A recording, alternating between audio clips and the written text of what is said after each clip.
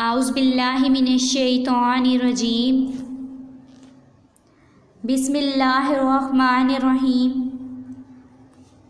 Good morning students, अस्सलाम वालेकुम। मैं आपकी उर्दू टीचर मिस आनसा अयूब। मैं उम्मीद करती हूँ कि आप सब ठीक होंगे और अपना अच्छे से ख्याल भी रख रहे हैं ना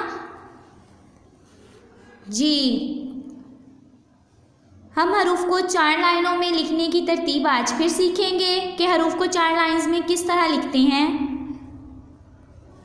असली हरूफ में से हमने जीम चे हमने लिखना सीख लिया है।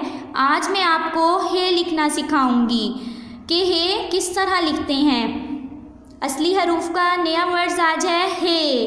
पहले हम चे की रिवीजन करेंगे कि चे को हमने किस तरह लिखा था और आज हमने करना है हे लाइंस में किस तरह से लिखते हैं। हे को असली हरूफ कहते हैं और ये असली लाइन से ही लिखा जाता है, यानी कि 3.5 लाइंस पे हे को लिखते हैं। सबसे पहले आपने 7 बनाना है, फिर उसके बाद आपने नीचे से इसको राउंड कर देना है तो क्या बन जाएगा हे। किस तरह? पहले हे को ऊपर से 7 की तरह लिखना है और फिर आप लोगों ने नीचे से इसको राउंड कर देना है तो क्या बन गया हे। यहाँ देखें हे को किस तरह लिखा हुआ है। पहले आपने हाफ हे लिखनी है, फिर आगे इसको थोड़ा सा नीचे 7 की तरह करते हैं और फिर लास्ट पे राउंड कर देंगे तो क्या बन जाएगा हे।